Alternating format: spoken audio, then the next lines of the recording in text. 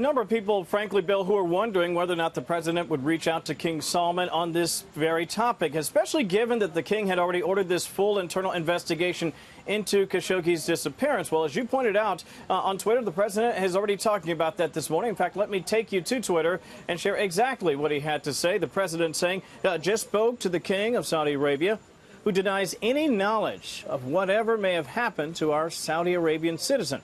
He said that they're working closely with Turkey to find answers.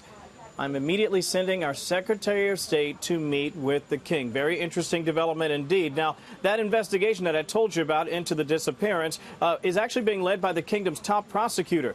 And even that effort, it is believed, is a result of the not-so-subtle message emanating from Washington that the Saudis needed to do something.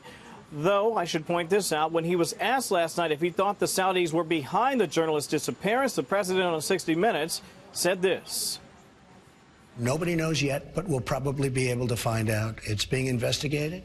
It's being looked at very, very strongly. We would be very upset and angry if that were the case. There's a lot at stake, and maybe especially so because this man was a reporter. We're going to get to the bottom of it, and there will be severe punishment. Severe punishment as in possible sanctions, although I think it's also important, Bill, to let the folks at home know that the Saudis aren't going to take sanctions lightly. In fact, they're already saying that they would hit us with oil prices that would top $200 a barrel if they're hit with sanctions. Certainly a back and forth from Washington and Riyadh already. Bill? That's just one big story now. The other is what was left unsaid, I think you could argue, from the 60 Minutes interview last night, and that's the fate of James Mattis. Is he staying or is he on his way out someday soon, Kevin?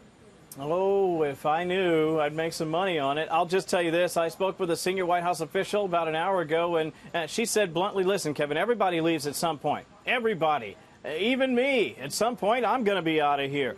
Now, that is not to say, Bill, that the president's comments on Mattis last night on 60 Minutes were meant to sort of telegraph his departure or even illuminate what some have called a growing rift between the two men. But the way the president described the general certainly sent the speculation engine into overdrive.